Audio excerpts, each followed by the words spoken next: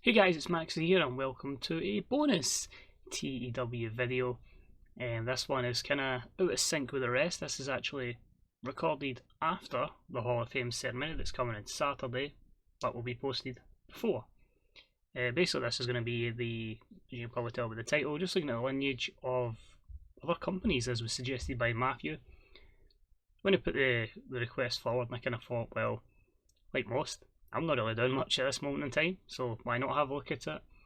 It is one of the cases where it would have been so much nicer if TW was the start of the month, the new one, but it is what it is, so I'm kind of just filling a bit of time.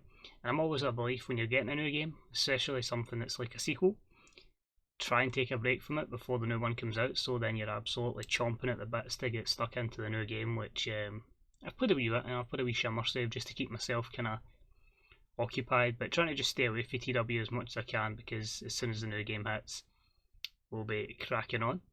Before we jump into today's, I just wanted to clarify a wee couple of things on the new game, just to give an idea of what we're going to be expecting for in terms of YouTube schedule.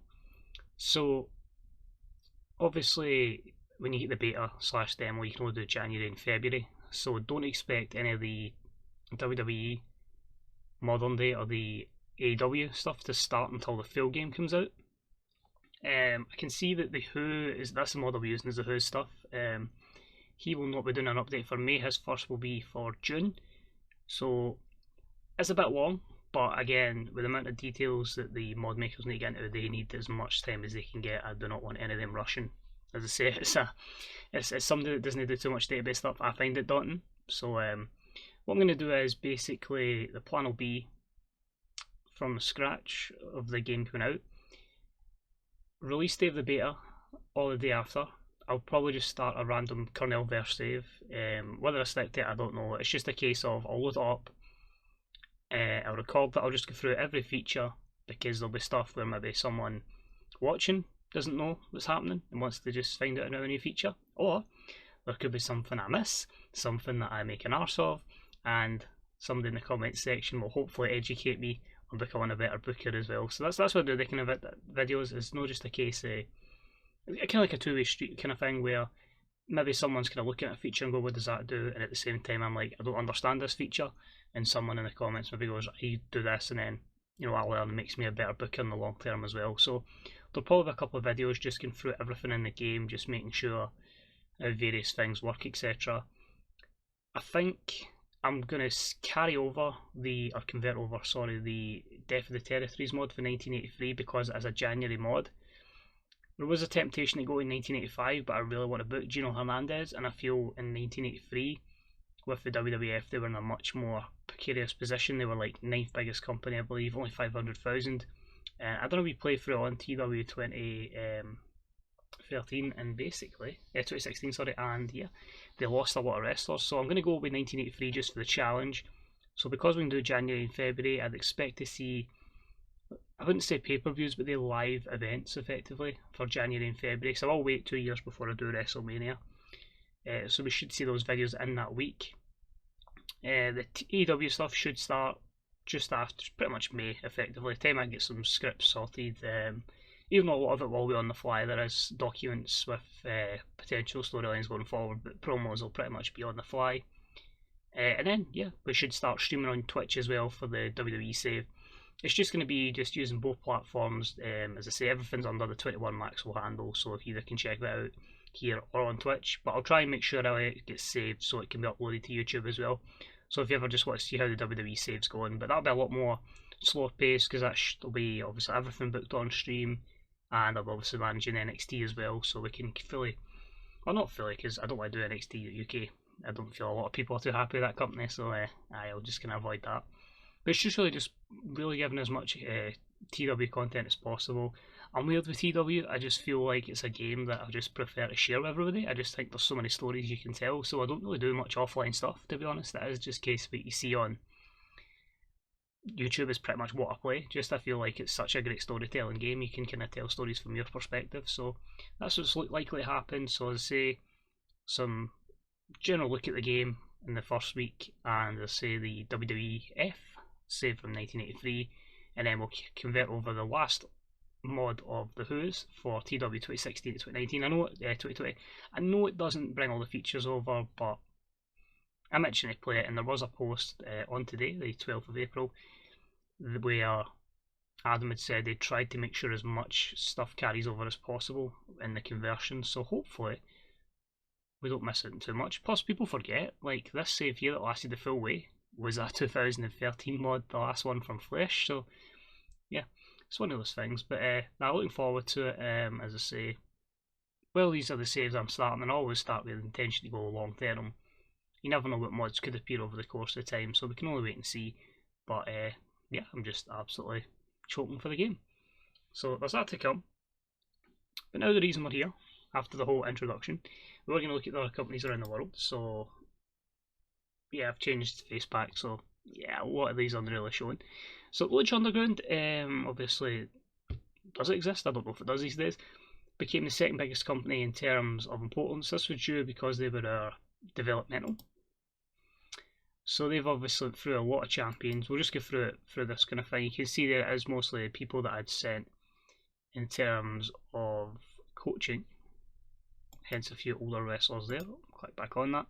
So in terms of them, we'll just go through their title lineage. We'll start with the Lucha Underground Trios Championship. We can see the amount of time people have been called up and vacated. But I think as well, when we look through these companies, it'll give us a better idea that the AI wasn't particularly great at booking, I felt like. And well, it's already been said they improved massively in the new game. But yeah, even in my Shimmer save, WWE were making questionable decisions. When I start my save in April after WrestleMania, and I have Becky Lynch or Rebecca Knox, yeah, it says a lot. So we started the save. Son of Havoc and Helico and Evilise were the Trios champions that went vacant, and then Superfly, Jack Evans and Son of Havoc.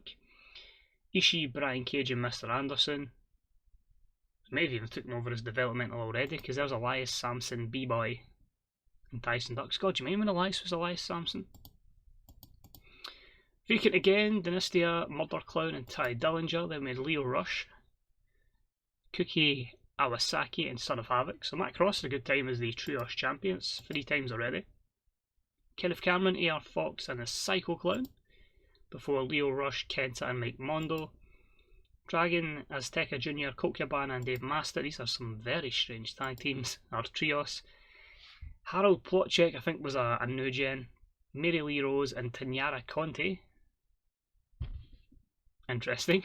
To B. Priestley, Michael Finn and Wolfgang.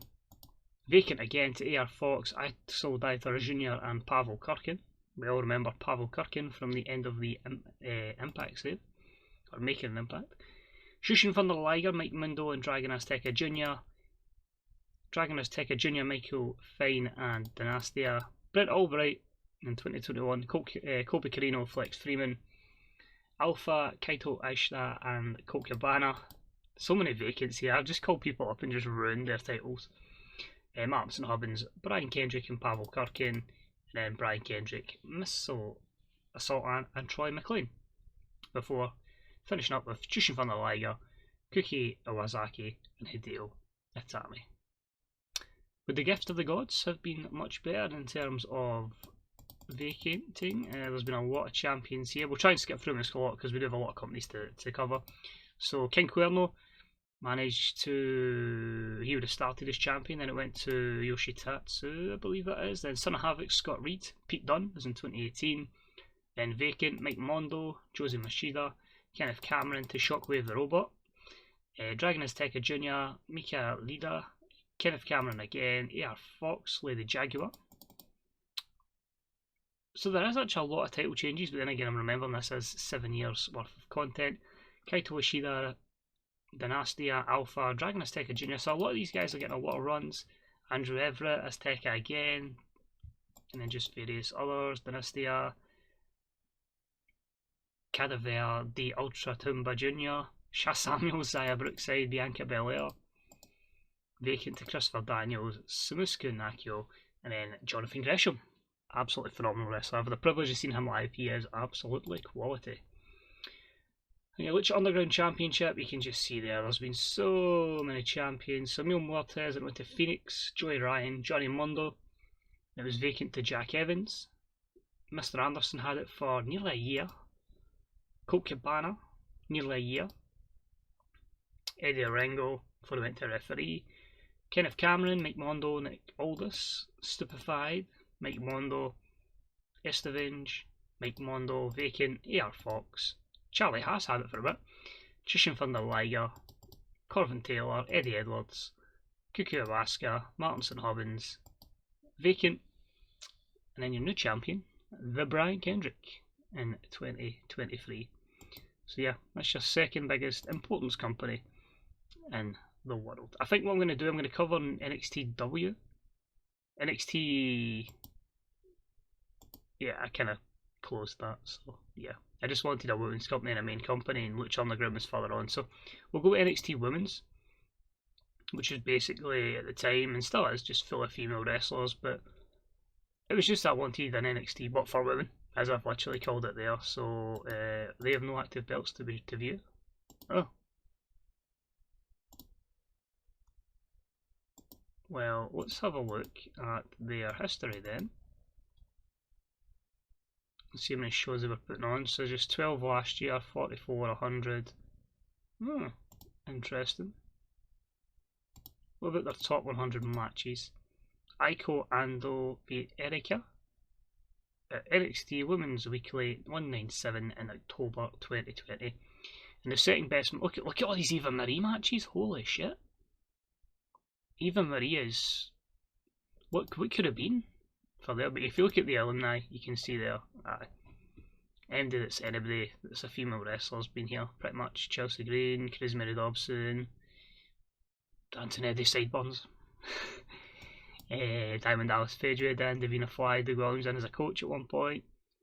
Eva Marie, of course.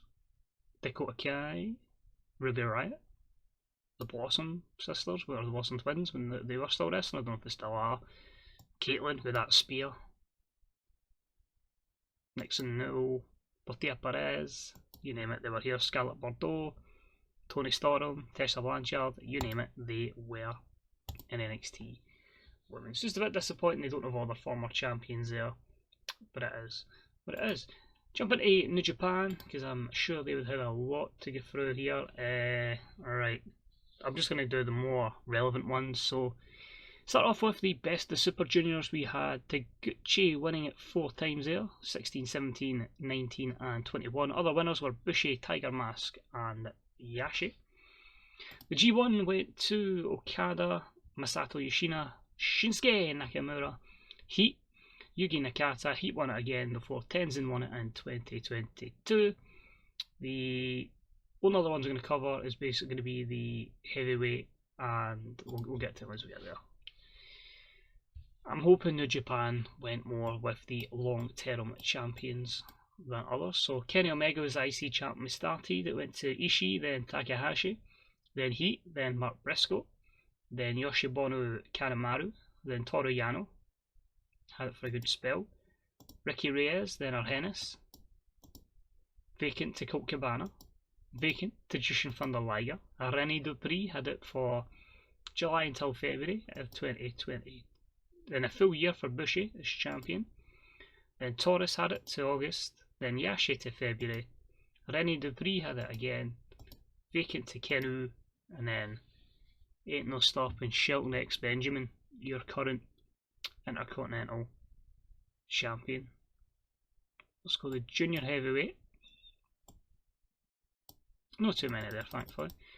Kishida to Jado, Nikori Doi, Superfly, Taguchi, Sensei, Jay Lethal, Nino Diabano, Kazuchika Nakajima. These are going to be so many butchers. Vacant Kill O'Reilly, Takahashi, then Taguchi sitting with his 4th title reign in 2023. I'm just going to go with the New Japan Cup in the World Tag League, and then we'll jump into the heavyweight. So the New Japan Cup was a Bushi with 2, Heat, Okada, Okabayashi, Carl Anderson and Joe Doring with a victory in that. And the World Tag League was Jushin Thunder Liger and Tiger Mask. 3 wins for Nakori Doi and Masata Yoshino, Toros and El Zoro, Heat and Captain New Japan, and Sanada and Okabayashi. Your World Heavyweight, now held by Toru Yano. So it's hard to say, Okada went from July 2015 right up until March 2017 as champion before a 1 year plus reign for Hiroshi Tanahashi for his 7th. Nakori Doi took it from July to December, and it was vacant before El Zoro. Joe Doring, vacant, and then Nakori Doi took it from November to November. He's had it 2 years, and then he lost it to Toru Yano, who's had it since September. Not a bad run for Toru Yano. 2 more companies I'm going to cover are going to be TNA and Ring of Honor. So TNA, we're still TNA at this time. That's how long the save was. It's not even been christened Impact yet. Main current wrestlers they've got at the moment: El Texano Jr., Yoshitatsu, Colt Cabana, Arhos, MVP, Satoshi Kojima, and then like Kenny King, Magnus, Alex Shelley, AR Fox, and Jake Hager. Some good ones in there: Roderick Strong, Brian Cage. It's not a terrible roster at all. So we'll start off with their X Division Championship. Mr. Jervis Cottonbelly, released from us as the champion. So they went Trevor Lee to Spud before Trevor Lee won it again, and then PJ Black before Kenny King took his first reign. That was vacated before Matt Sydal took it. And a lot of these vacants are probably because I snatched them and just wanted to play the cunt. Jervis Cottonbelly had it from October to May of 19 to 20 before Jerome Daniels, PJ Black, Alex Shelley, Teddy Hart, and we now are on the run of Sir Jervis Cottonbelly as your TNA X Division champion. The tag teams belts have maybe moved about a bit more. It started off with the Decay before moving to Davey Richards and Eddie Edwards. Next up we had the Bromen before Tyrus and DJ Zema Ion. It was then vacated to the Bromen again, who had a good little run before they lost it to the team of Tyrus and Jason Paul. I'd actually love to see that tag team. 2 former WWE guys I quite enjoyed. That was vacated before Paul London and Matt Sydal, before another vacate to Caleb Connolly and Michael Elgin, before EC3 and PJ Black took it for a good period of time, and then the former NXT alumni lost it to Jerome Daniels and Teddy Hart after a vacate in between. John Hennigan and Jose Machida took it to November 22, and that is where your current champions of Jerome Daniels and Teddy Hart. The Knockouts: Liv Morgan, Giona Dario is your current champion. So many former WWE people in here, or current WWE people. So start off with Jade. Mia Yim is the champion. She lost it probably because I snatched her on a developmental deal, and it went to Cherry Bomb, aka Ali, before it went to Rosemary after another vacate. Miss Natural won it, then a 5th reign for ODB. Miss Natural had it again before ODB took it again to October 18. Eve Torres came in, had a good run until April. Then ODB got her 7th reign. Miss Natural got her 3rd reign. Rosemary got her 2nd reign before Mischief. ODB got an 8th reign. Mischief got a 2nd. Madison Rain had a run, July right up until November. Quite consistent with her title defences, about 10-11 there mostly.